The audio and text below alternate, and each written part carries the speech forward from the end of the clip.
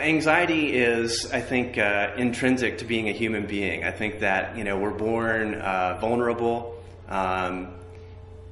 We're very weak. We're very dependent. Compared to other animals, we really need the other people around us. We need to be part of a community to survive. And when we're really young, there's a lot of things that we can't do. And as children are developing, the demands on them increase.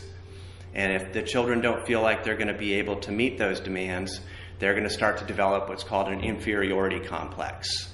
They're going to be afraid of appearing to be inferior, and so they can go one of two ways. They can either become anxious and avoidant, or they can become controlling and dominating.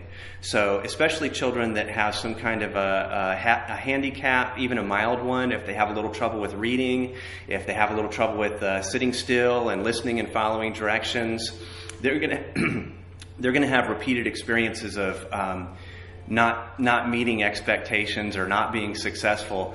And so they are more vulnerable to developing what's called this inferiority complex. And it's really important that children learn to develop their social feelings, they learn to develop their empathy, because the truth is we are dependent on other human beings.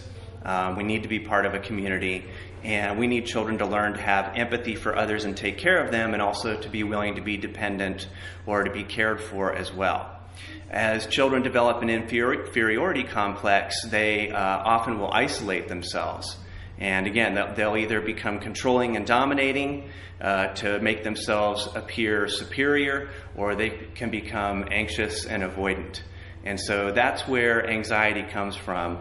Anxiety is a normal part of child development to a degree, but we can learn ways to manage it, and we can learn effective ways to find inner peace. And that's what this video is about. I want to show you categories of strategies to help children develop inner peace. And so those categories are going to be relaxation tools, lifestyle changes and strategies, cognitive or thinking tools to manage anxiety, behavioral strategies. Those are things that adults can do to help the children be motivated to do good things, to help them be more peaceful and less anxious.